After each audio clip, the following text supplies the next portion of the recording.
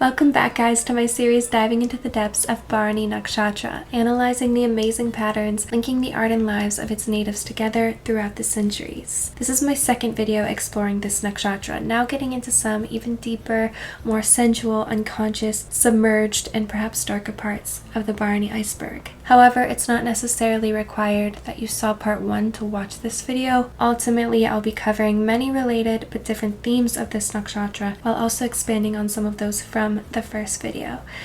Please check the links in my description box to support my research and to get extra exclusive updates and content. And with that, I'll just get started, and I really hope that you enjoy the video.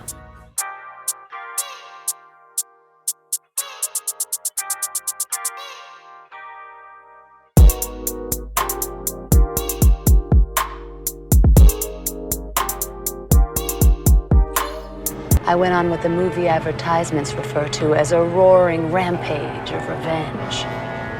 I roared, and I rampaged, and I got bloody satisfaction.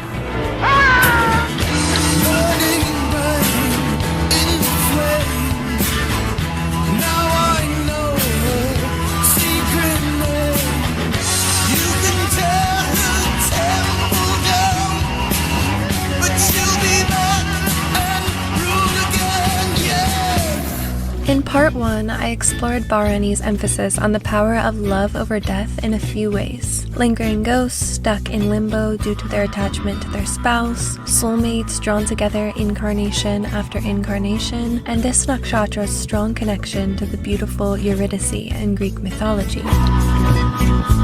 After her untimely passing, her loving consort Orpheus descends into the underworld to retrieve her, desiring to bring her back to the land of the living. In this video, I will plunge deeper into this love-death connection, to the tethers between these subjects, which are found rooted in the complexity of the sexual impulse. The Eurydice-Orpheus myth can also be interpreted metaphorically in understanding the sexual act from a spiritual perspective. In review, the yoni is itself Bharani's symbol, and this nakshatra is presided over by Yama, the god of death, and ruled by Venus, the feminine planet of love and the senses. Eurydice is the feminine essence found through the cavernous and hard-to-access quality of the female sexual organ. In that sense, as I'll outline in the video as I go, Bharani is highly connected to the mysteries and powers of feminine sexuality, perhaps more than any nakshatras I've discussed since Ashlesha and Rohini. Orpheus is then the masculine organ counterpart, penetrating into this underworld in a brave attempt to defeat death. The goddess Persephone, like Eurydice, is abducted by Hades, who lusts after her, and taken to the underworld. While the mythical Persephone and Eurydice are held by death's force in the literal underworld, Bharani works also often represented as the carnal underworlds on earth, such as the cabaret dance hall of Moulin Rouge, where the Orpheus figure finds his dying courtesan love, or the Mumbai underworld in Slumdog Millionaire, where he seeks to rescue Latika, who's been brought up as a prostitute. The film Taxi Driver was written by the Bharani Moon native Paul Schrader, and its core plotline follows the character Travis Bickle as he violently penetrates into the New York underworld to rescue a 12-year-old prostitute. Yeah, but you can't live like this. It's a hell. In all three of these works, the Eurydice figure is shown as being condemned into an underworld state not through death but through sex. Ask yourself, if that corpse of a slut is worth dying for. Worth dying for. Worth killing for. Worth going to hell for. Through the primal power of feminine sexuality and its uninhibited use or abuse. In Blue Velvet, the young man discovers the sensual late-night lounge singer Dorothy Valens, played by Bharani Moon Isabella Rossellini, who is also being controlled and held captive in a dark, twisted sexual hell state by the villain of the film. In Twin Peaks, the Bharani ascendant native Sherilyn Fenn begins working at a brothel and is held captive there. She prays from this underworld to the hero of the story, Cooper, to be rescued like Eurydice calling to Orpheus from hell. Special Agent Isaiah. I'm up here at 196. To be perfectly honest, I think I'm in a little over my head. If there's any way in the world that you can hear me right now, please help. Of the 3 nakshatras ruled by Venus, Bharani is the only one that is traditionally Mlecha caste, what was the lowest class, meaning barbarian, just as these films show Bharani Eurydice figures in what would be considered undignified or taboo locations. In part 1, I flashed up on the screen how Orpheus, as an archetype himself, in his different stories as a poet impressing the people and animals around him, is strongly linked to Kritika nakshatra. His voice rang so pure and true that the fiercest warriors put down their swords, and the savage beasts lay spellbound at his feet. The Eurydice myth and his descent into the underworld, however, falls cosmically under Bharani. The consecutive nakshatras of Bharani, Kritika, and Rohini form a revealing connection. Kritika is a consort of both of these surrounding nakshatras. I haven't yet fully explored Kritika nakshatra, at which point all of this will become much more clear, but I have briefly outlined in my Rohini video how Kritika is the nakshatra of the archetypal masculine essence. It is the cosmic man, Adam, and is the first sun-ruled nakshatra nestled between the birth of the feminine planets of Venus and Moon. Rohini is the consort of Kritika, that is life, correlated to Eve, literally meaning life or life-giving. I trust the sight of the young people refreshes you. No, sir. It does not refresh me. Oh, I'm sorry. One should always be open to the regenerative influences. And on that bed there was a girl, and on that girl there was a man, and from that man there was a seed, and from that seed there was a boy, and from that boy there was a man, and for that man there was a grave, and from that grave there grew a tree.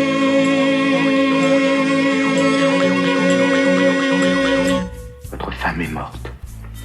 Eurydice. Orphée, écoutez-moi. Eurydice! Bharani is the consort of Kritika, that is his experience with death. Just go home and manage your roses. They were so handsome. And overcoming death, as sexually conquering the yoni, Bharani, leads to life, Rohini. I explore in part 1 how Bharani is connected to the goddess Bhairavi. The scholar David Frawley expresses that Bhairavi can be worshipped as Swaha, the consort of Agni, Kritika. The Bharani sun, Rohini moon philosopher Sigmund Freud brought this concept into more tangibility in the field of psychology. He proposed the idea of the id, the part of the unconscious that contains the primitive and instinctual urges and impulses, the libido, which consists of all biological inherited components of the personality present at birth. Impulse, response. He describes that all instincts can be classified under 2 categories: the sex, creative, life drive, later called eros, and the aggressive, destructive, death drive, later called thanatos. Paraphrasing Joanne Folker, the death drive is opposed to the life drive, which builds life into greater and greater bodies, like Rohini's Rohana growth Shakti, and so increases the opportunity for each smaller body or cell to survive. The life or pleasure instinct is often described as that within us, which seeks to merge things in the pleasure of creation and growth, like Rohini's wish, may we unite together. Conversely, the death drive moves towards bodily disintegration or general destruction, breaking things apart so far in that they return to dust. The death drive is the most concealed element of the unconscious. It resides beyond the Rohini pleasure principle. I quote, "The death drive is more obscure because it is more primordial than libido. In fact, eros emerges from thanatos as its outward manifestation." Bharani and Rohini represent these 2 most primal unconscious instincts of the id that must be grappled with for individuation. The yoni must itself be opened and conquered, fertilized with a masculine essence to create life. Orpheus, as Kritika, descends into the underworld of the yoni and feminine sexuality in order to defeat death, and thus outsprings baby Rohini as luscious life. Freud used his research on primary masochism, a wish for self-destruction or defeat, for clinical support of the death drive's existence. He posited primary masochism both as evidence and as a remnant of the conjunction between the death drive and eros. He explains the different ways the death instinct, which is more powerful in Bharani individuals, expresses. A portion of these instincts are diverted to the outside world in the form of destructiveness, will to power, and aggression. Another portion is placed directly in the service of the sexual function as sadism. How can I believe you? I don't even understand your need to dominate. I'm not a dominant. The right term is a sadist. Yet another portion escapes either of those expressions and is not taken outwards. With the help of sexual excitation, it becomes libidinally bound there as primary masochism, turning destruction towards the self. While masochism can and does arise in either gender, the wish for being conquered is something innately feminine, signified by the yoni itself, which derives pleasure from bearing force and thrusts. Wanting to consume the essence of the strong, it craves displays of power, and these urges, when the death instinct is too empowered, can get externalized away from the penetrative act and into other aspects of the polarity. Barani art grapples with all of these death instinct expressions. Barani women in films are often shown repeating particularly harsh, direct, masochistic lines speaking for the yoni itself. I want you to hurt me. No. Hurt me. Just do it.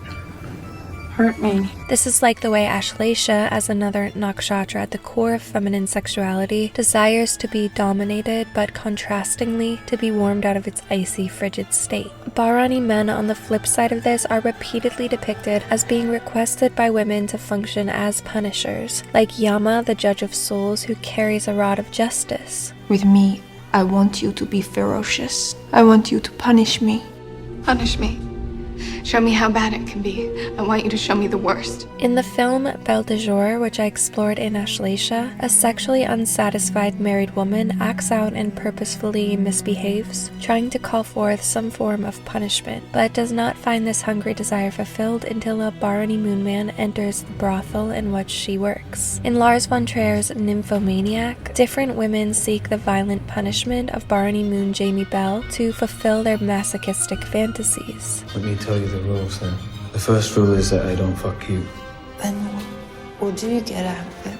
That's my business. I get off on punishing women. Second rule is that we have no safe word. The film A Dangerous Method explores the story of Barani moon Carl Jung and his mistress and patient Sabina Spielrein. Explain this analogy you make between the sex instinct and the death instinct. She came to him struggling with mental health issues, and together they uncovered her intense and repressed sexual desires, filled with wishes for force and punishment. You hit my coat with your stick. I had to come back right away. I was so excited. Stop it! Which she requests from Jung. She's often credited as being one of the first in psychology to have the idea of the death instinct. Freud initially rejected this idea, considering it too Jungian, as he was foundationally more oriented towards Rohini, the pleasure principle, with moon placement being most ultimately important and being one's mind and senses. Professor Freud claims that the sexual drive arises from a simple urge towards pleasure. If he's right, the question is, why is this urge so often successfully repressed? But it was Spielrein's desire for being chastised, this feminine, masochistic perspective, that made this Barani impulse more clear to these influential thinkers. You used to have a theory involving the impulse towards destruction and self-destruction, losing oneself. Over time, Freud embraced the idea and later built extensively upon it, giving it a stronger framework and even famously claiming the aim of all life is death. Spielrein explains Barani well when she described the death instinct this way. The drive for the preservation of the species is a dynamic drive, which strives for transformation, the resurrection of the individual in a new form. No transformation can proceed without the destruction of the old state. Death as an act of creation. Eros and Thanatos' love and death have been mused on through the centuries as consorts linked in a range of ways. It can even be considered in the way that in Jyotish, the lords of the second and seventh house, both the natural Venus-ruled Rashis, are the primary determinants of death. The Barani moon philosopher Julius Evola points out that this love-death connection is inherent too in the symbol of the god Eros himself, with the arrow penetrating into the heart. He states that this is a type of hieroglyph that has unusual power. Eros, love, seems to be a kind of trauma at the central spiritual point of a being. Suppose we think of sexuality as fusion, losing oneself, as you say, but losing oneself in the other. In other words, destroying one's own individuality. And wouldn't the ego in self-defense automatically resist that impulse? The bond of the individual ego is established at the heart. It must be broken to reach a higher freedom. So Eros acts like the deadly wound of an arrow. Love, sex, is a kind of dissolution of the self merging with another. I'm saying that perhaps true sexuality demands the destruction of the ego.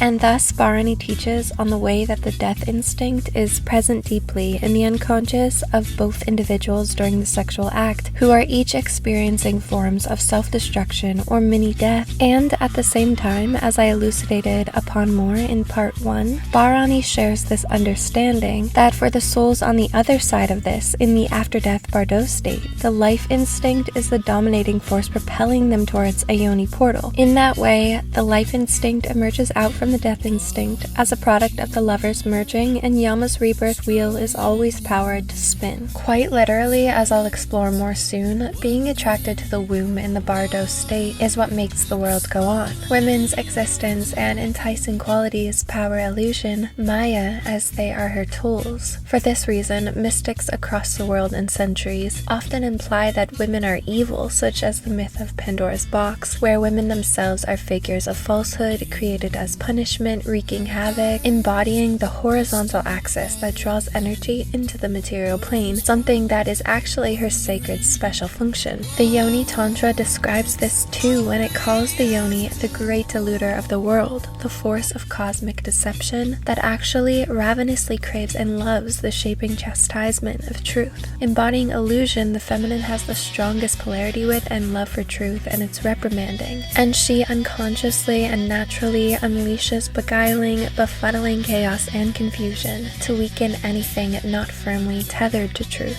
In sharp contrast to this, the last nakshatra that I explored fully was Purva Bhadrapada. It is symbolized by the deathbed and represents that which has become grotesque through animalism and needs to be reduced and face the catabolic shaping of Bharani and Yama, who bakes you into your new form in the fires of judgment and grants a new beginning through a yoni portal. So Purva Bhadrapada is the state of delayed contact from or resistance to these purifying, punishing fires, which brings about distortion and links to the Faustian deal with the devil pact. Like the Purva Bhadrapada Ozymandias poem, Bridging into Pisces, that nakshatra is very fixated on death as an ending or total dissolution, rather than underplaying it to focus on the afterlife and rebirth as Bharani does, who presents death as a beginning. We're all so inconsequential, Floyd. Swedenborg would suggest otherwise. He'd say death is only the beginning. Purva Bhadrapada's cosmic function is different. It's the culminating test of accumulation for an individual on their journey, more expressed in the Christian concept of eternal hell or salvation, grappling with final damnation or liberation. Bharani focuses on the wheel of shaping hell's limbo states and incarnations that keep you transforming and developing. Purva Bhadrapada is Jupiter's energized, even jolly wish to act and expand completely without bounds and totally escape the restraint of punishment. Did you chloroform me? Well, you know, it's a classic for a reason. Do you hear me? A guy like me, you think it's easy? In my profession, having to think 4 steps ahead of everyone. Jan Levin always expanding. You were paying Tammy Faye bonuses. You were paying... I don't know if you ever have a positive balance in a ministry, Jim. I've never known anyone to have a positive one. We're always playing catch up. So the money's gonna be flowing in, and we pocket that money, and I change the course of history. I knew about you and your investments. You don't know anything. I barely know. But you did know. Everything is great. Yes, my parents did tape over my favorite episode of Star Trek to record the CNN coverage, but I'm keeping it together. Whereas Bharani is the antithesis of this, presenting punishment itself as a desired luxury or a yearned-for privilege. I'll punish you.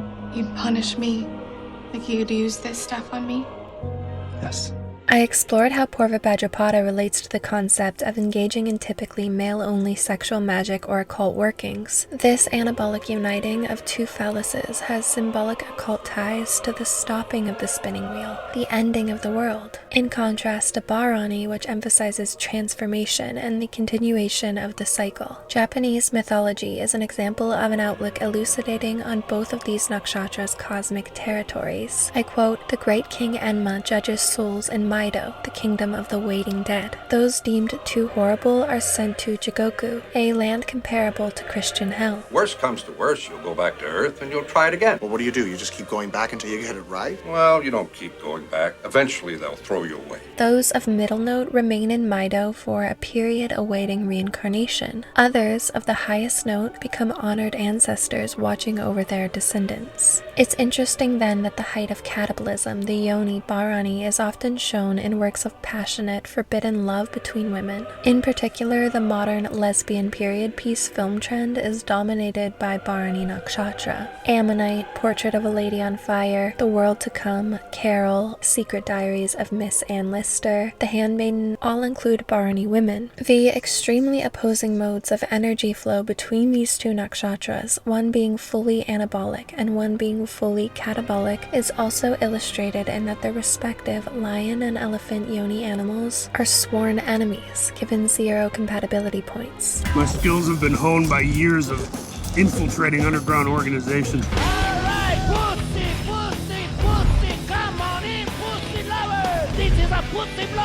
Bharani, as a nakshatra of the spiritual power of feminine sexuality, has an immensely strong presence in art focused on the subject of erotic entertainers like Moulin Rouge. The theme song for the film was Lady Marmalade, a song about a sex worker, and was sung by the Bharani Moon native Christina Aguilera.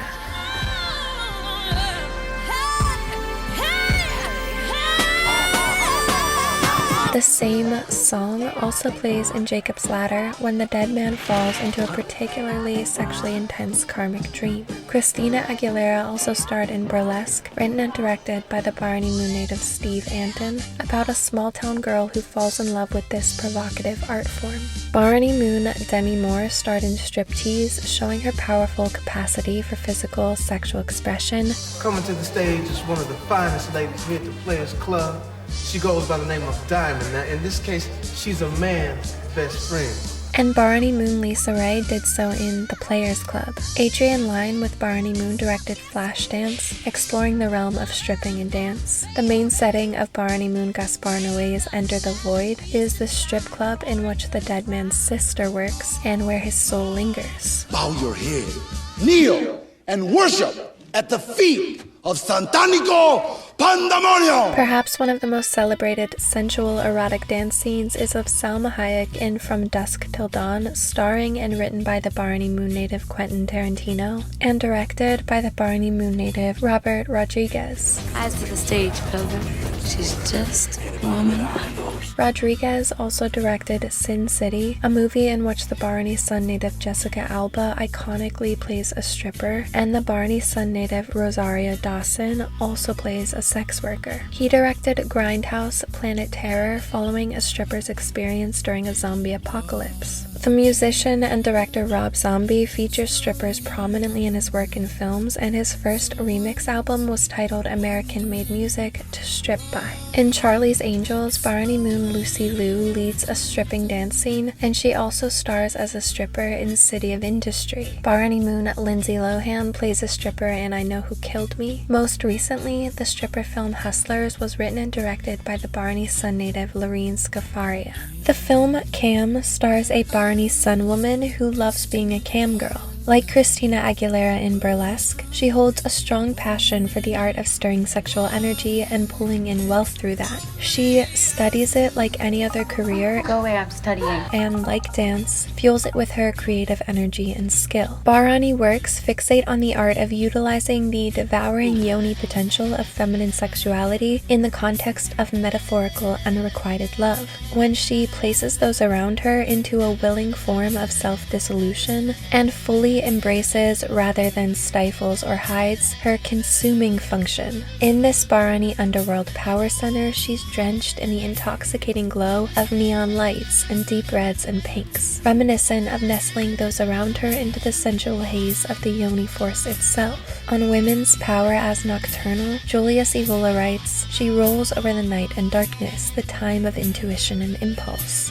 the night is indeed the most favorable time for women's works as a better atmosphere for the subtle developments of libido and for the evocation of profound forces below the surface of individual finite consciousness. In these erotic nighttime environments, the impulses become more powerful as the sun's bright light is removed and one's ego and rational mind is lowered. No sight is as powerful as the female form in its ability to stir the id and inspire the uncontrolled outflowing of energy through sexual life force, wealth, and so on. Here, her body's full spiritual corrosive power to drain and consume the undirected discharging around her is put on display and applied aggressively, which feels disturbing or dark to many. This offers another interpretive spin on Bharani Shakti being the power to take things away and to remove life force. Bharani is the force of the yoni and Venus in its expression, as being powerfully able to absorb from those with uncomfortable levels of excess to restore balance. I think I finally caught my whale.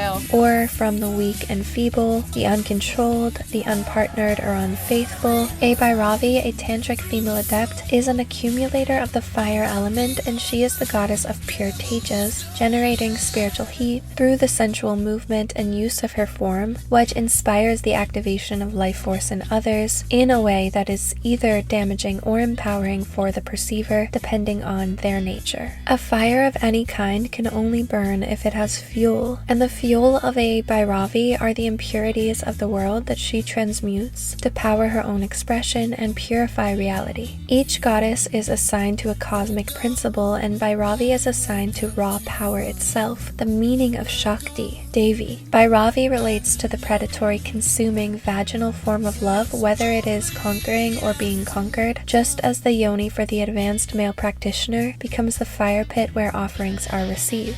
So the Bharani mythos celebrates the base aspect of feminine sexuality in its ability to take things away, especially through these no-touch, unyielding forms of sexual expression for those trapped in her underworld, who are being drained by the yoni force but are not entering into it, fecundating and gratifying it, and destroying death by creating life. Orpheus himself is not a creature of the underworld entrapped under feminine sexuality. We're creatures of the underworld. But a masculine solar being of light that journeys into the underworld to pull her to the land of the living. This is why Shodashi, who is correlated to Eros, Purva Falguni, and Kritika, is the principle of light, and Kritika's traditional basis below is light. He is capable of bringing contrasting light and life to this underworld, overcoming the yoni as it desires, and being strengthened rather than weakened by his experiences with it, wielding this immense power rather than being consumed by it, and transmuting it into a portal nurturing his essence and delivering his fruits, either on a spiritual or physical level. This is always a topic when the planet Venus is involved. The yoni as nature's harsh selective gateway has been a symbol of the persistence of death for many men throughout history, rather than as a symbol of death's defeat due to being rejected or closed off from its access. For those addicted to these one-way forms of interaction with the feminine, there is a kind of acceptance of being conquered, a willing, more masochistic death instinct allowance of one's life force being transmuted and consumed by another. All of this can be understood through Bharani's placement in the physical first house of Aries. The feminine sacred function is highly body-oriented, and Bhairavi empowers the ascendant. This nakshatra falls under Mars's Rashi rulership, he who rules the outflow of energy from the body in the form of blood such as warfare, wealth such as debts, or in the form of sexual fluids and life force.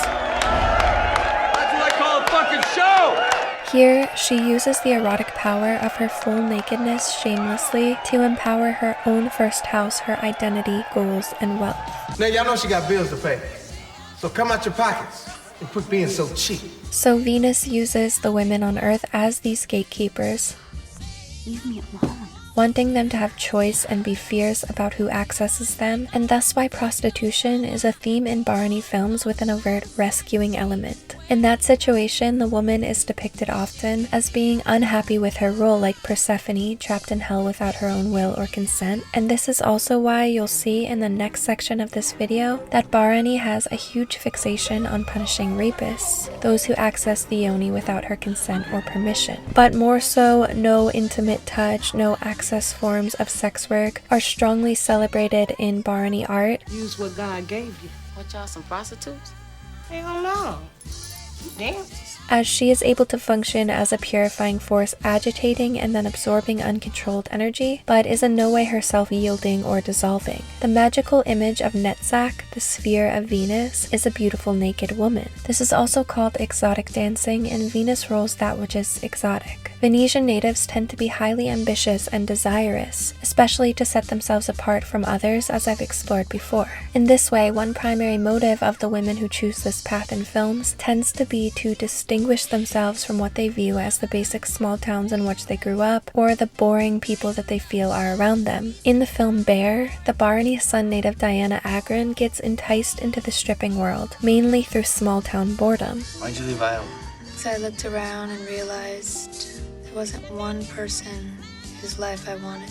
You may also remember that Bharani, along with the other foundational nakshatra of passive sexual desire and its tests, Ashleisha, were the two top in my survey of Instagram models as well, which really ties into these same ideas. So tying this all together, Yama, the catcher and punisher of souls, uses the yonis of Earth as a tool for conveying you to the next incarnation you deserve. He rules over tracking one's karmas because it's in the after-death state that one is fully at the mercy of the transformations that will occur immediately from their past actions, whereas during life there are many heavy factors that delay punishment or transformation. In that sense, if you have negative karmas and uncontrolled tendencies, you want to try to avoid Yama and the Yoni force and run from it, as it will dissolve you and deliver you into a degraded life and form. With good karmas and habits, the Yoni is a gift bringer, delivering you into an improved body and circumstance after death. So women are the gateways at the beginning of life, delivering these final cumulative fruits of anyone's good or bad past life actions. Bhairavi, as the female form of Yama and the female adept, is then either a portal to your next life, the entry to heaven or hell states, or the burning tantric feminine gateway you use to be reborn in your present life, depending on how you handle the catabolizing but purifying force of the Yoni.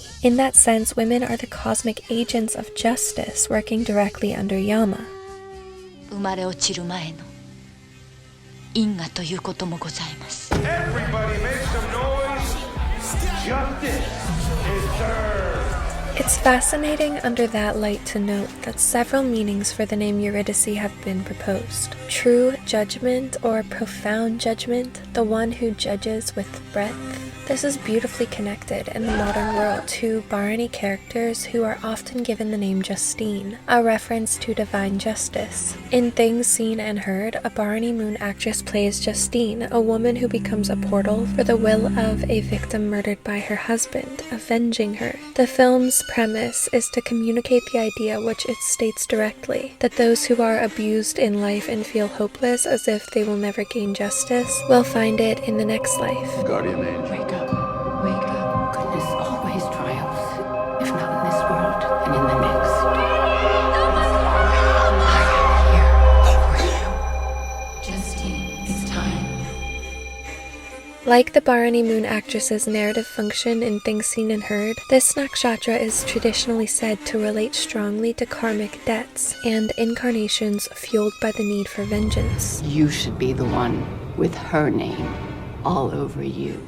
Revenge is a huge theme in the work of those born under this nakshatra, such as the countless times this subject arises in the works of the Bharani Moon director Quentin Tarantino. Described as revenge cinema's modern-day go-to auteur, his movie Kill Bill, perhaps the most iconic revenge film example in our modern world, stars Bharani natives Uma Thurman and Lucy Liu, and begins with the words, "Revenge is a dish best served cold."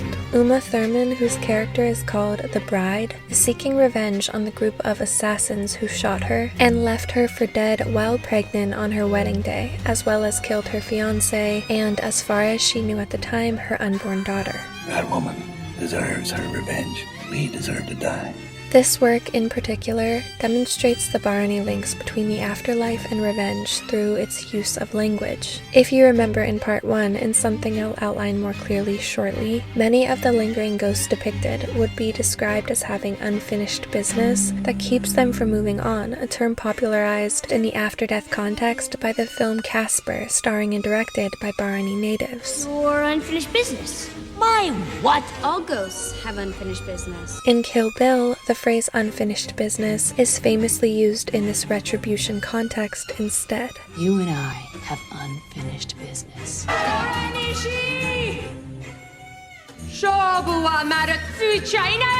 You and I have unfinished business. It is these two Barney women amongst the cast in the film who are given backstories linking them to their desires for avenging their loved ones who were killed, and how it launched them into swift and harsh action as punishers. She swore revenge.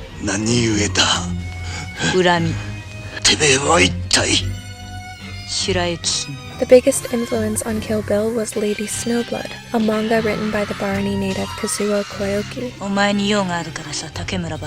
about a young girl whose mother dies during childbirth. She's trained in fighting from a young age as a vessel to avenge her deceased family members as a violent assassin, taking down each of their enemies. Then, although Tarantino denies the influence, even though many point out the immense similarities, the film The Bride Wore Black, when combined with Lady Snowblood, essentially perfectly combines together to create Kill Bill.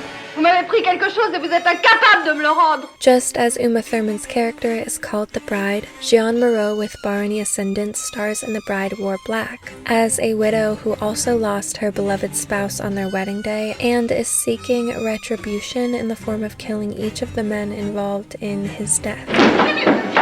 On n'a pas voulu me laisser mourir, alors je suis revenue sur la petite place de l'église. Et lorsque je suis allée m'agenouiller dans l'église, ce n'était pas pour prier, c'était pour faire un vœu. Je vous ai recherchés tous les 5, un par un. More recently, the Barney Moon native Emerald Fennell wrote and directed the rape and revenge film Promising Young Woman, a movie that's success is likely largely due to the way that Fennell brought the fresh air of a feminine Barney perspective to this popular film territory, explaining that she made the movie to subvert the hyper-masculine aesthetic or action-packed films that her cosmic Barney brothers like Tarantino and Gaspar Noé create. She saturated the movie in pastel colors and pop music, and was also unafraid to depict the danger that would come in seeking revenge for women from a physical standpoint. She wanted to depict how female rage could practically manifest. The main character works to avenge her best friend Nina, who committed suicide after being raped. She even disguises herself as a stripper at the rapist's bachelor party, using her sexuality to place him into a vulnerable position in order to bring justice. Don't worry, I've sterilized everything. I really would have been a great doctor. You're insane. You know what? I honestly don't think I am. And when she is killed as well, the film ends with the notion that the two best friends find their justice in the afterlife. Officer, please remove the bride. I'm sorry, this is a You have the mistake. right to remain silent. Similar to the two killed women in Things Seen and Heard. As I go on, you'll see the prominence of rape and revenge in particular in these works. 一人の男を無残にも殺し、その妻を3日3晩もてあそんだ。お前は呪い、恨みながら寄せ場の中で噴死した鹿島佐代の娘。頼む、ご無縁のためにも。Including other films commonly referenced as famous revenge works, like Quentin Tarantino's Pulp Fiction. This shit is between me, you, and Mr. Soon-to-be living the rest of his short-ass life in agonizing pain, rapist here. Robert Rodriguez's Sin City. And when his eyes go dead, the hell I send him to will seem like heaven after what I've done to him. Pedro Almodovar's The Skin I Live In. The Salesman, written and directed by the Barney Sun native Asghar Farhadi. Revenge by the Barney Moon Sidney Hayers. Everything just bubbled up inside me, and all I could think about was revenge. And starring Barney Moon Joan Collins. Is that the man that the police had? Get around here, you filthy bastard! And American Mary by the Barney Sun Soska sisters. L'agresseur, il a fait couler le sang. Le sang appelle la vengeance. La vengeance, c'est le droit de l'homme.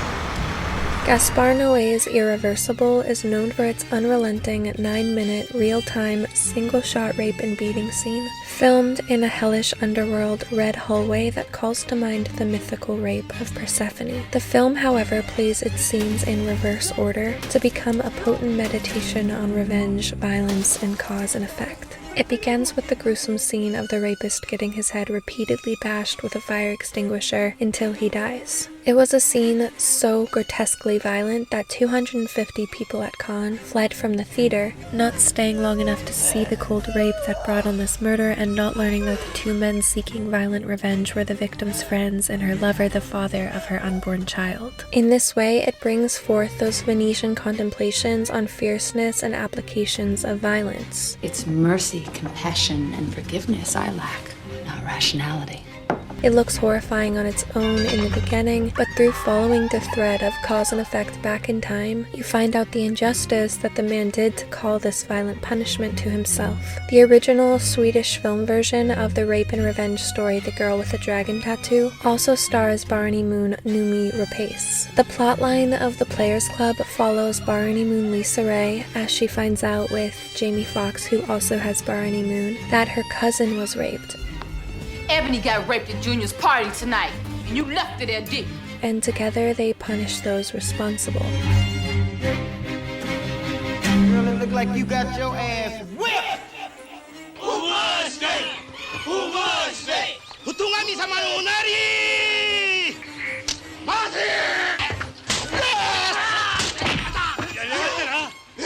This Decider article compares Promising Young Woman to 3 films, all of which are created by Bahraini natives. First Wives Club is one of the many lighter Bahraini examples, as this nakshatra manifests through comedy. It was written by Barney Moon Robert Harling and directed by Barney Moon Hugh Wilson. In this film, a group of friends who were all first wives left for younger women seek revenge on their unfaithful ex-husbands. What are we saying? What do we want? Revenge? No, we are not talking about revenge. No, I am talking about justice. I'm going to give that Aaron so much justice he can't even see straight. Barney Moon Lindsay Lohan's role in Mean Girls is almost always mentioned in iconic revenge film lists, as the movie follows her as she systematically ruins the life of Regina George, her crush-stealing frenemy.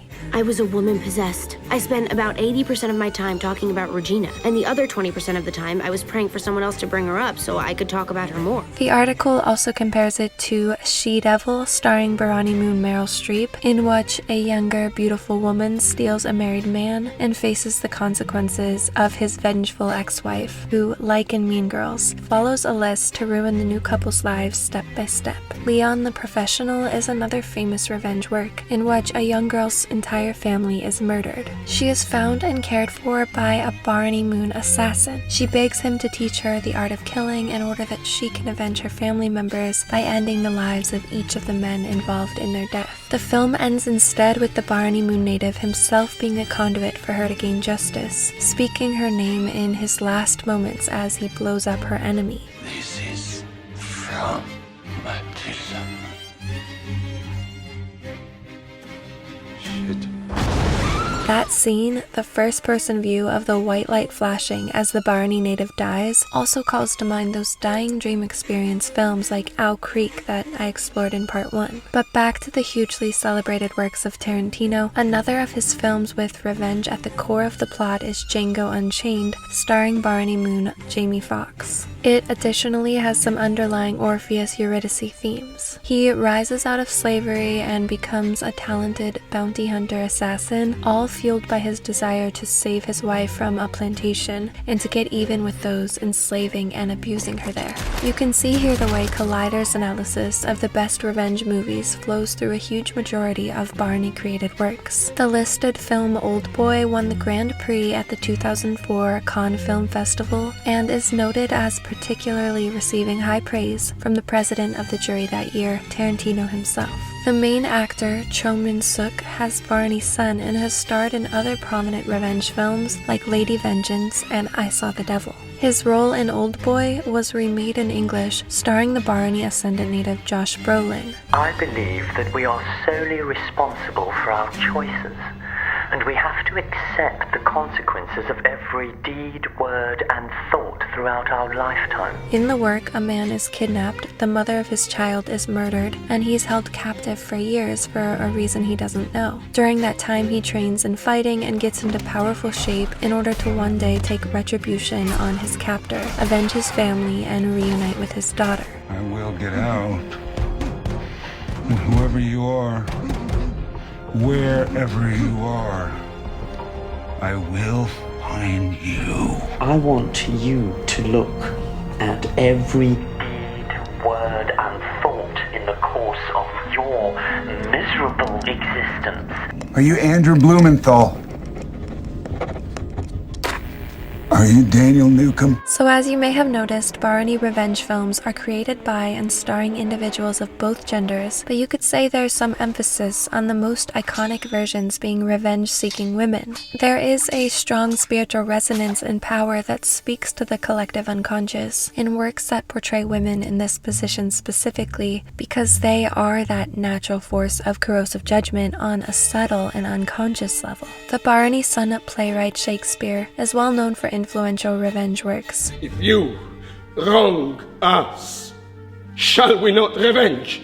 In Henry VI, he writes, "I'll never pause again, never stand still, till either death hath closed these eyes of mine, or fortune given me measure of revenge." In Hamlet, a play about a man avenging his dead father, he writes, "Revenge should have no bounds." Like the death-defying love significations that I explored in part 1, Bharani works take the idea of love through death further and into more intense territory. I've explored before the way that Venus is exclusive regarding who it loves and what it venerates, and then is fierce in the pursuit of, attachment to, and general defense of that person, group, or idea. Bharani, like the other two Venus nakshatras, is Ugra, fierce, and therefore is a constellation favorable for any action requiring violence or confronting enemies.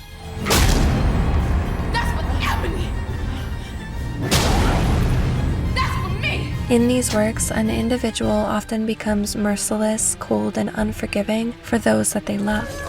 私の顔をよーく見て。あんたが殺した誰かに似てないか。よく見てごらん、私の顔を。お前たちがなぶり者にしたその女にどこか似ていると思わないか。In order to truly desire and gain retributive justice, these films show the necessity for it to be fueled by the power of love, passion, and attachment, which grants one far more strength and virility. In more examples I'll explore soon, you'll see how Bharani natives function as portals for the will of the dead, helping them complete their unfinished business. You can see in these works how these violent acts are almost always to avenge the injustices committed upon those they have lost, and to be a force exerting the victim's cries or rage upon the earth. 恨みを託し、私は死んでこの子に乗り移る。それしか復讐の手立てはないよ。知らぬ子、必ず敵を討ってくれ。お前の父と兄と、そして私の。そうよ。Even in First Wives Club, the women are inspired to punish their ex-husbands due to the suicide of their friend Cynthia, who killed herself after her husband abandoned her for a younger woman. We actually did it. We actually accomplished something together. We did it. Oh, God, I wish Cynthia was here right now. Well, she is. She is in a way. Shakespeare explored this Bharani territory when he wrote, "Oft have I heard that grief softens the mind and makes it fearful and degenerate. Think therefore on revenge and cease to weep." La justice des hommes est impuissante à punir. Je suis déjà morte. Je suis morte avec David le même jour que lui. Je le rejoindrai quand il sera totalement vengé. The writer, Michael Ignatieff, wrote on revenge, "Revenge is a profound moral desire to keep faith with the dead, to honor their memory by taking up their cause where they left off." 母の恨みは私の恨み。この復讐は私の復讐。 And this illustrates Yama's tie to directing, punishing, and controlling the ancestors, the dead.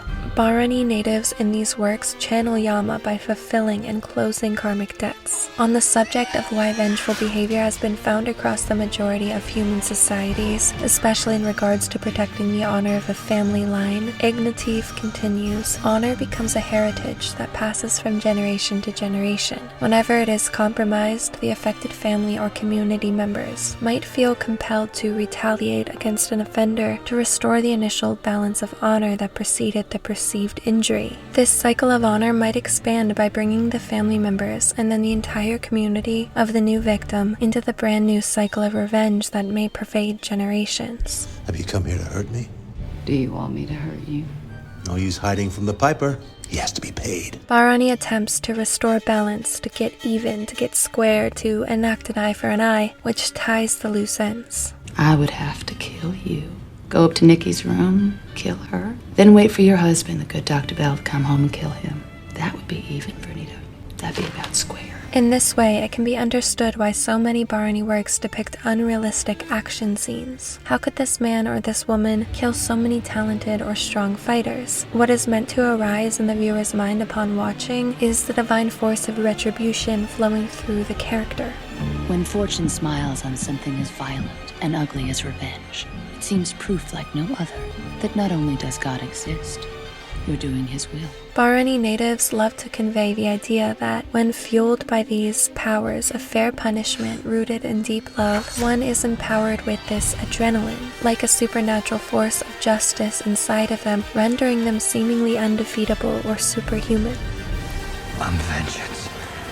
Bharani's root word means to carry, to bring, or to bear something, and here they bear always a bouquet of justice, as a karmic personification of the consequences for one's actions. Man grows what he can, and he tends it, because what you buy is what you own. What you own always comes home to you. Bharani earns special related titles in these works, such as in the words of the shared theme song of Kill Bill and Lady Snowblood, which describes the women as bearing the weight of karma. Their modern epithets are such things as the vengeful bride in black, as Justine like Eurydice the profound judge, as vengeance, as the righter of wrongs, the agents of balance, the flowers of carnage, and she who walks the path dividing life and death.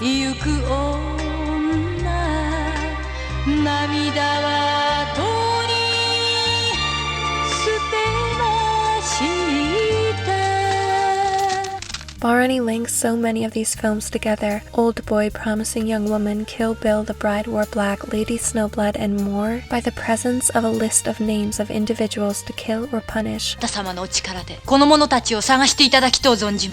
first name on my death list, O-Ren Ishii. Or listed actions to take to gain justice. I hated Regina. I hated her. And I hate Mary Fisher. Like Yama's karmic balance sheet, as the cosmic accountant who is fair and just to all and thus called Dharma. Yama is visualized as riding a buffalo, slowly chasing the living, catching up when it's time to die. Y'all gonna be together with Calvin in the by and by just a bit sooner than y'all was expecting. He has a noose in hand, holding the dead hostage, ensuring everyone repays their karmic debt. Knowing all karma, he ensures that no one can escape the results of their past actions. It was Bharani Moon twins who wrote and directed the film Evil Eye, which contains overlapping Bharani themes of both reincarnation and revenge. In this work, a young woman kills her abusive, possessive lover in self-defense. She remarries, has a daughter, and decades pass. Her ex-lover has reincarnated and maintained his memory, revenge on her being his motive. I will always find you. He has come back as Sandeep. He is Sandeep. Sandeep is him.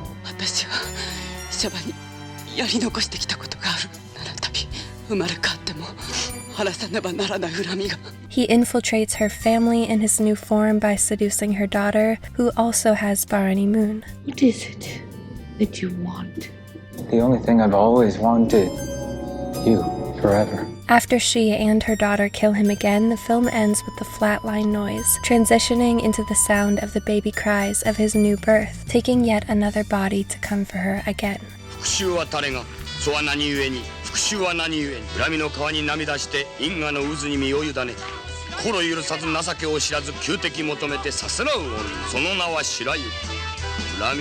This Bharani theme song I have been using is Dance Macabre, also called the Dance of Death, an artistic genre of allegory of the late Middle Ages on the universality of death. No matter one's station in life, the Dance Macabre unites all. Camille Saint-Saëns, who had Bharani Moon, composed the most famous musical version of this concept. So these natives pursuing those who have wronged them to bring punishment, usually in the form of death, calls to mind this concept of death himself as a figure figure always following, although we never know how close or far he may be in his pursuit. Relating to this, not only does Bharani have the power to take things away, but it is also traditionally said to be the best nakshatra under which to perform Maran karma, killing magical rituals. Yama is often described as a kind of cosmic repo man who loans you your body. He is said to take back the loan, causing death if he's not offered to, and so offerings to him are said to bring longevity. With these significations, it becomes more tangibly clear why Saturn is debilitated here, where this planet is imbued with the energy of these punishers moving quickly, bringing harsh and fast karmic results, delivering the consequences of actions, and removing delays or time for preparation.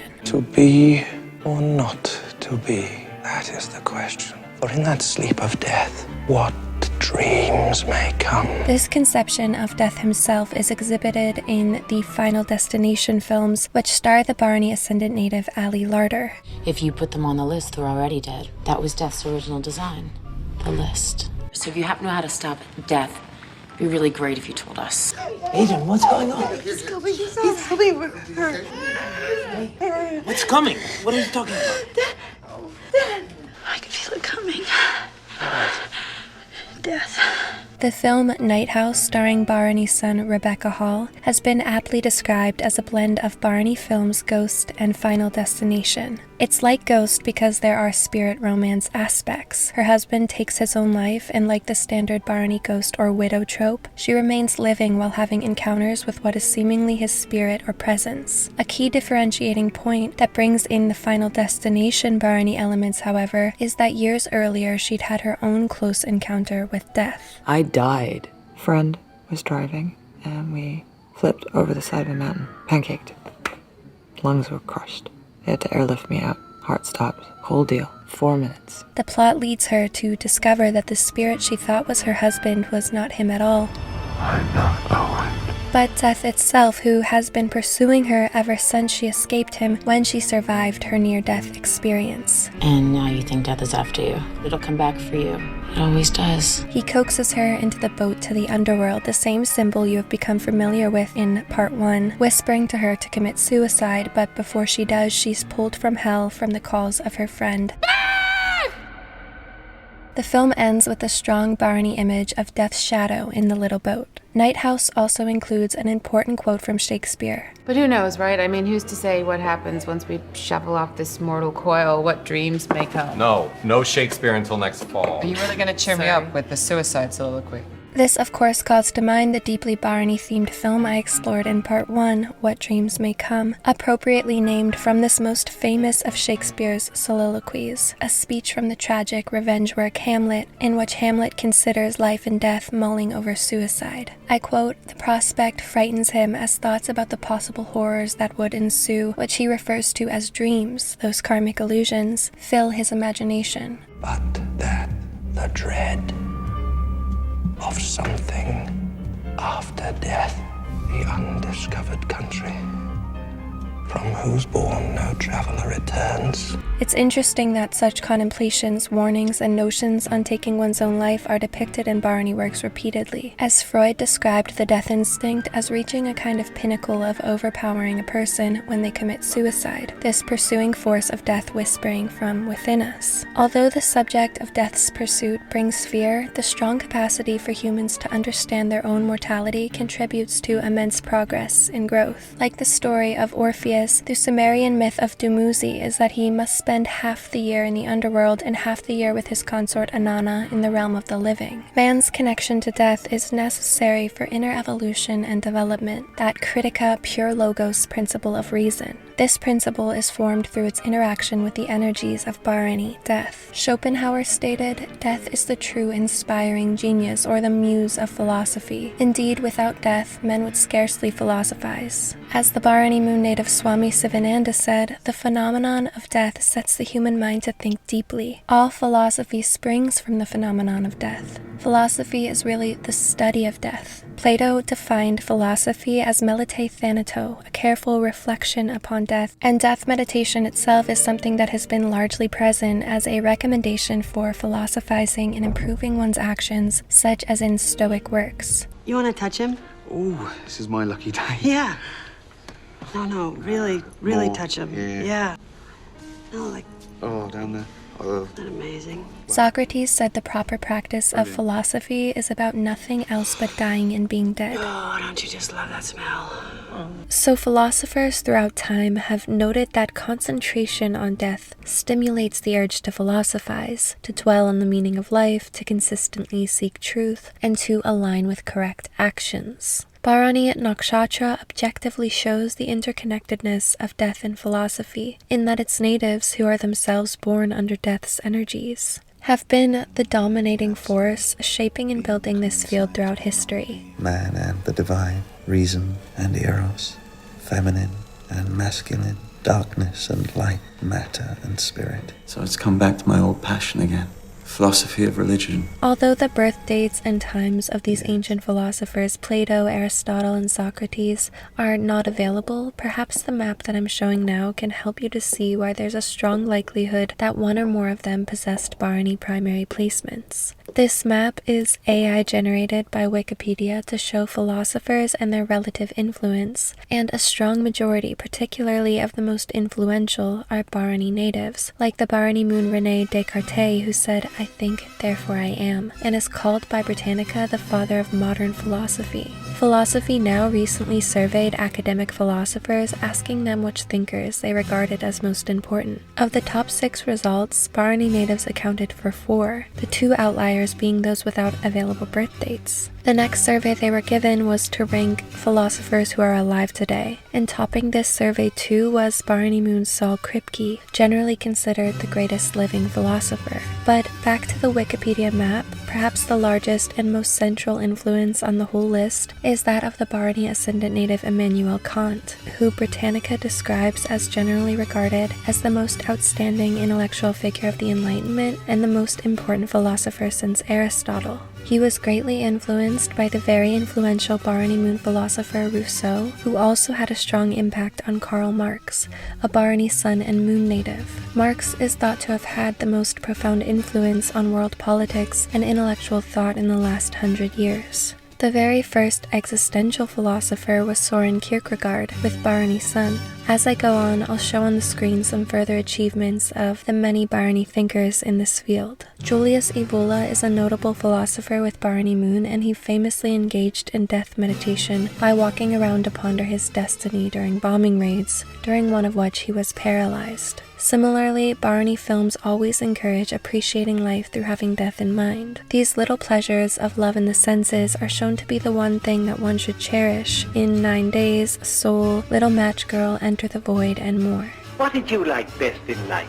I like so many things. I love the earth, the scent of the earth after rain, and the trees, and all clear things like water. So then, psychology's roots are found in philosophy. Ancient Greek philosophers developed an elaborate theory, psyche, from which the first half of psychology is derived, and psychology arose out of philosophy in order to include the empirical method when examining questions that it posed. For example, the main tenet of philosophy, know thyself, later branched off specifically into analytical psychology, diving into the mind and understanding one's own inner workings. Freud presented Plato himself as the precursor to his own theory. Researching the history of psychology, credit for its development is given heavily to the psychological thoughts presented during the Enlightenment, particularly through the influence of Descartes, as well as works by Bharani philosophers David Hume and Baruch Spinoza. Kierkegaard is also noted to have influenced the humanistic, existential, and modern psychological schools in particular. So until the mid-19th century, psychology was widely regarded as a branch of philosophy.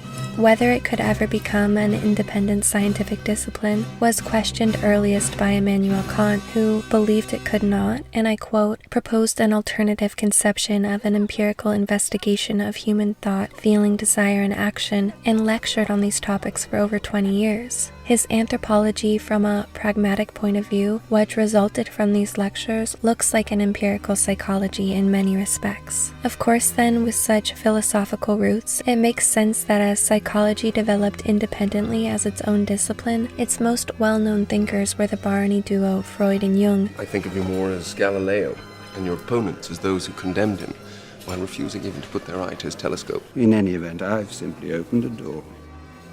It's for the young men like yourself to walk through it. both who also had moonworld primary placements, a planetary aspect of psychology that distinguishes it from philosophy, and which I have explored before. Jung and Freud's work revealed the existence of thoughts and behaviors hidden from consciousness yet operative as part of the complete personality. These Bharani men's work was on the psychoanalytical, and this refers to the theories and therapeutic techniques applied to the unconscious mind and its impact on everyday life. Bharani thinkers in the West, like Swedenborg and Jung, have, like the Tibetan Book of the Dead, instructed or suggested this idea that all forms emanate from the mind. We all choose our own prison.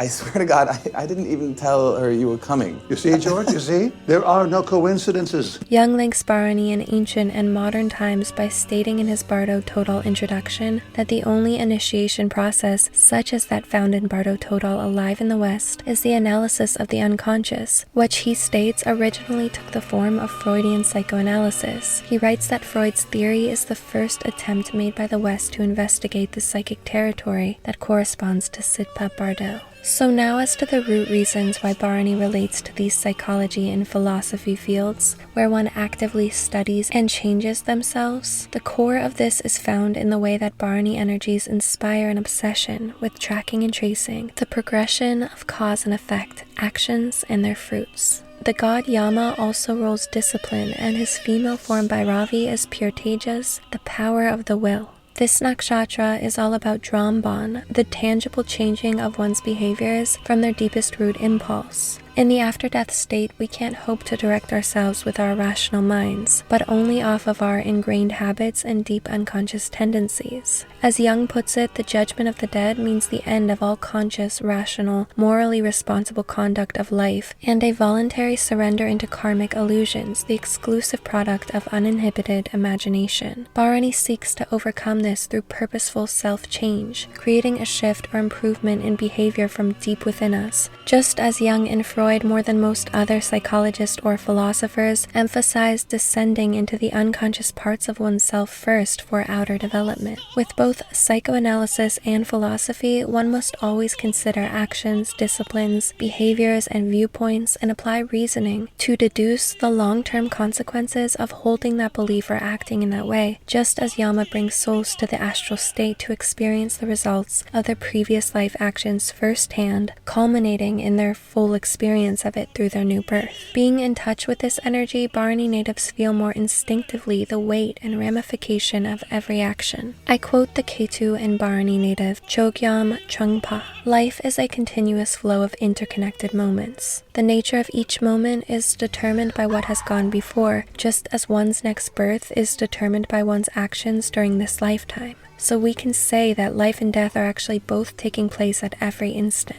Yama is not presented as holding strict black and white morals, but in being willing to bargain with you about what you did and whether it was right or wrong for you. When you're born into this universe, you're in it for a long, long time. You have many different lifetimes, and after each lifetime, there's an examining period, which you're in now. I don't want you to do what I think is right. I want you to do what's right for you. Right, but in the end, you still come and judge me, right? This bargaining with Yama is shown in the in-between state film 9 Days. How long is this process? Hard to pinpoint exactly, but if you make it until the end, 9 days. What do they want to look at exactly? I can't tell you that exactly, but I can tell you it's 9 days from your life. In which, like in the movie Soul, potential new souls are competing to be able to incarnate as humans. If you're selected, there is an extension as a newborn. If not, I would say it's the end. By extension, do you mean I carry on the memories from here? No memories, but you'll still be you. They debate with this Yama-like figure, played by a Bharani Moonman, about why they would take certain actions and make certain decisions and so on, and that's why that person should be chosen to incarnate. You learn you have 6 months to live. What do you do? I travel the world. What do you do? I empty our bank accounts and call a divorce attorney. What do you do? I get a ride with one of my coworkers. What do you do? I poison him. Philosophizing which beliefs to hold, behaviors to engage in, and actions to take or not take is described well by the Bharani Moon native Swami Sivananda when he described karma in this way. You sow an action and reap a tendency. You sow a tendency and reap a habit. You sow a habit and reap your character.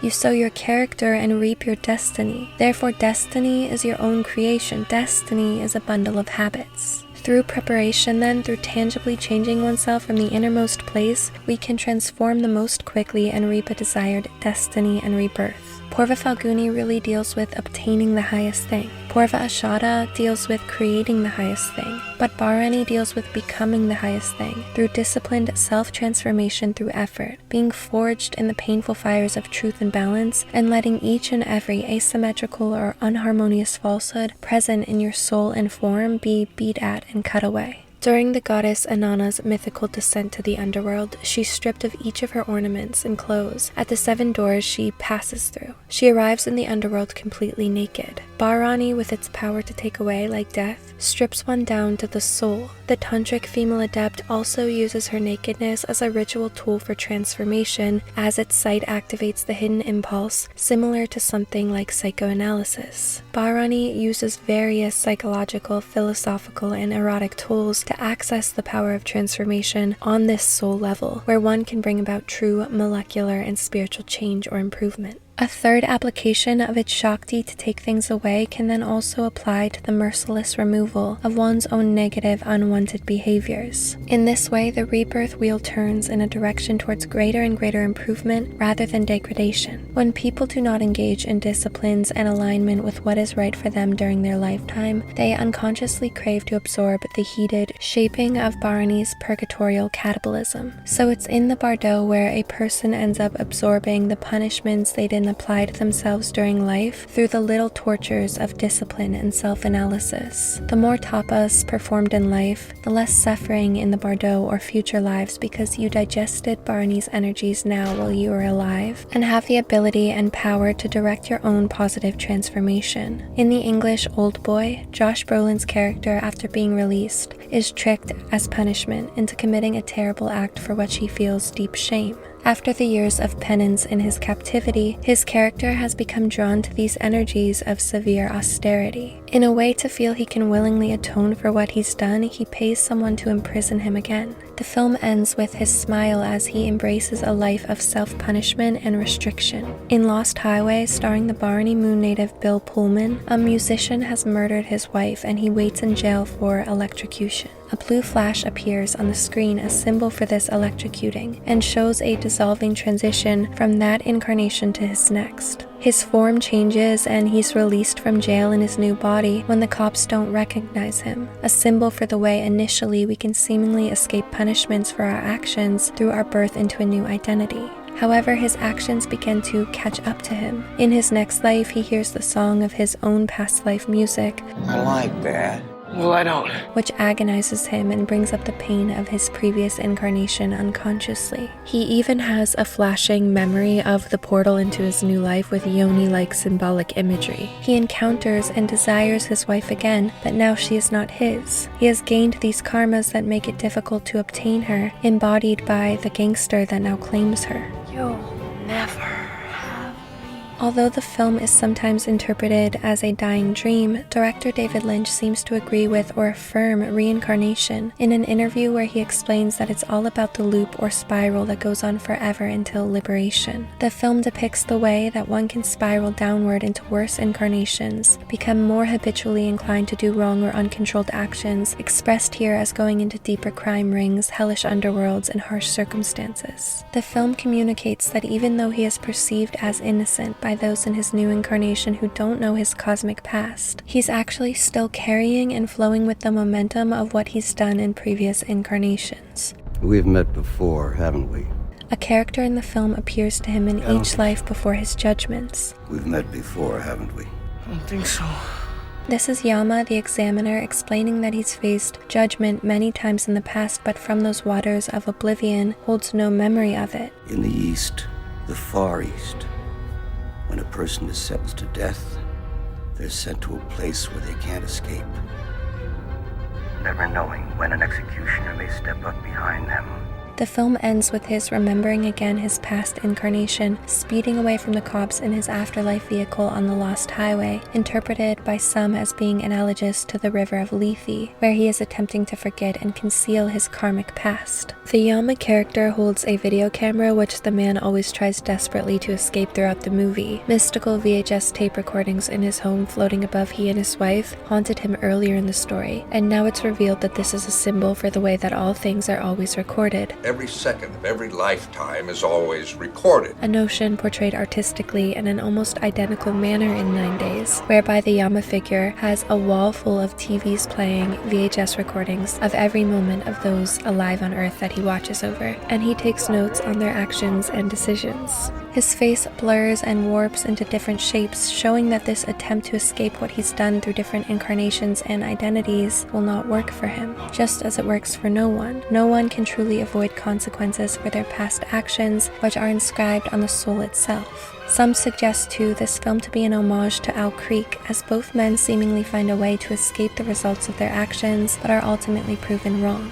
So all Bharani works essentially lead to these same ideas: to always keep improving, to always admit and atone for your wrongdoings, to always prepare for the consequences of your actions, and to always act carefully with this knowledge of the law of causation. So these natives teach and philosophize upon these roles and also become artistic personifications of this principle of karma, bearing the fruits of your habits and actions. Bardo Todal explains the way our past actions essentially force us to chaotically race into rebirth and away from liberation, like the man in Lost Highway, when it says, "If, whilst being pursued by the fast avenging forces of the laws of cause and effect, you are powerless and unable to resist the process of entering a womb, then you must meditate on Hayagriva, who removes fear." This film and these works remind me of a parable by the Bharani Sun philosopher Soren Kierkegaard. In one of his most famous works, Sickness unto Death, the parable goes, substantially everyone arrives in eternity bringing with him and delivering the most accurate account of every least insignificance which he has committed or has left undone. Everything, even the most trivial word, is counted and in order. The case of the guilty man who journeys through life to eternity is like that of the murderer who, with the speed of the railway train, fled from the place where he perpetrated his crime.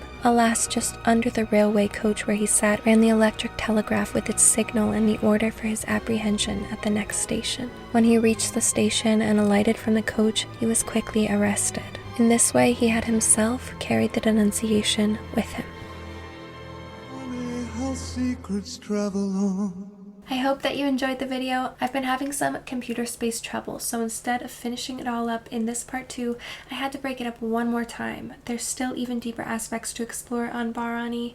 I think it's a little over 3 hours of content for the whole series total, and I'll publish that as soon as possible. I remember something similar happening with Purva Bhajapada. The first video on it was 2 hours. I ended up following that with the Mystical and Magical series, which explored that nakshatra for another 40 minutes, and then I moved on to Jupiter Dominant Men, which was again related. I feel like once I commit to exploring a nakshatra fully, it can get pretty intense how much ends up needing to be covered. But that's why I'm so thankful for my patrons who support me to do these in-depth research projects. A shout out to my Ray Vadi level patrons listed on the screen now, and thank you to my generous Abhijit top tier patrons, Ashley De La Cruz, Tantric Tara, Avnish Bangar, Shashi, Semia Hogan, Teresa Green, Ray, Maddie DRX, Space Trash Queen, Jazz, Nikki, Stephanie Cruz, Crystal Perales, Allison San Jose, TTHP, Eric Linden, Aaron Shade, Andrea Nicole, Jurel McCowan, E. Jordan, Judy Ajoma, Juliana Sanz, Katrina Amaya, Faith Mong, Andrew Plays Piano, Bella, Anjali, Tanya Allen, William Rivera, Patrice, Ryan Loden, Lola, Matthew Corell, Mo, Rebecca Marie, Lena Alg, Masha, Astral Jellyfish, Reet Dost, and Luli. Thanks again for watching, and I'll see you guys soon.